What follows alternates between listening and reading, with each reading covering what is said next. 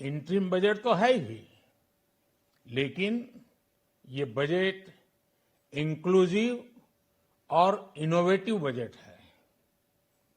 इस बजट में कंटिन्यूटी का कॉन्फिडेंस है।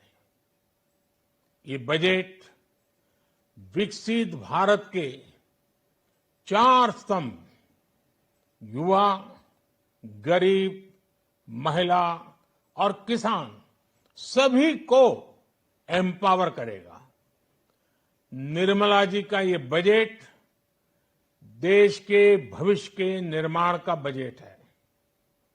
इस बजट में 2047 के विकसित भारत की नींव को मजबूत करने की गारंटी है। मैं निर्मला जी और उनकी टीम को बहुत बहुत बधाई देता हूं। साथियों, इस बजट में युवा भारत की युवा आकांक्षाओं का, भारत की यंग एस्पिरेशंस का प्रतिबिंब है। बजट में 2 महत्वपूर्ण निर्णय लिए गए हैं। रिसर्च और इनोवेशन पर 1 लाख करोड़ रुपए का फंड बनाने की घोषणा की गई है। बजट में स्टार्टअप्स को मिलने वाली टैक्स छूट के विस्तार का भी ऐलान किया गया है। साथियों, इस बजट में फिस्कल डेफिसिट को नियंत्रण में रखते हुए कैपिटल एक्सपेंडिचर को 11,11,111 करोड़ रुपए की ऐतिहासिक ऊंचाई दी गई है। अर्थशास्त्रियों की भाषा में कहें तो एक प्रकार से स्वीट स्पॉट है। इससे भारत में 21वीं सदी के आधुनिक इंफ्रास्ट्रक्चर के निर्माण के साथ ही युवाओं के लिए अनगिनत रोजगार के नए अवसर तैयार होंगे। बजट में वंदे भारत स्टैंडर्ड की 40,000 आधुनिक बोगियां बनाकर उन्हें सामान्य यात्री ट्रेनों में लगाने का ऐलान किया गया है। इससे देश के अलग अलग रेल रूट पर करोड़ों यात्रियों में आरामदायक यात्रा का अनुभव बढ़ेगा। साथियों, हम एक बड़ा लक्ष्य तय करते हैं, उसे प्राप्त करते हैं और फिर उससे भी बड़ा लक्ष्य अपने लिए तय करते हैं। गरीबों के लिए हमने गांवों और शहरों में 4 करोड़ से अधिक घर बनाए। अब हमने 2 करोड़ और नए घर बनाने का लक्ष्य रखा है।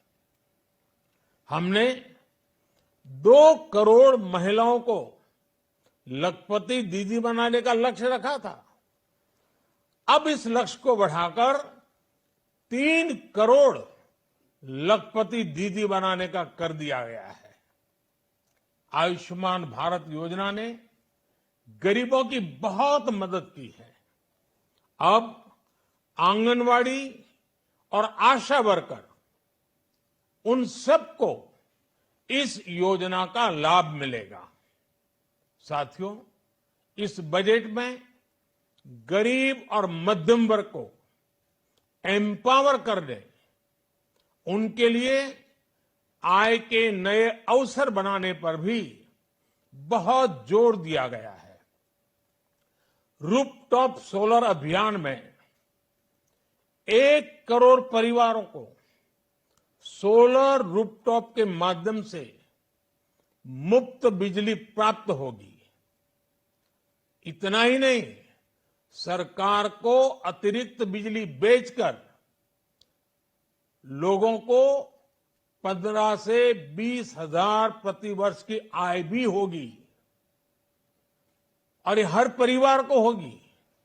साथियों, आज जिस इनकम टैक्स रेमिशन स्कीम की घोषणा की गई है, उससे मध्यम वर्ग के करीब 1 करोड़ लोगों को बड़ी राहत मिलेगी।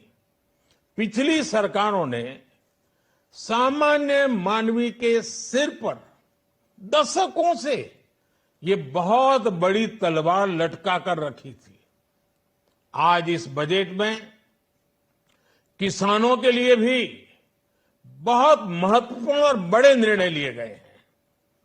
नैनो डीएपी का उपयोग हो, पशुओं के लिए नई योजना हो, पीएम मत्स्य संपदा योजना का विस्तार हो और आत्मनिर्भर ऑयल सीड अभियान हो।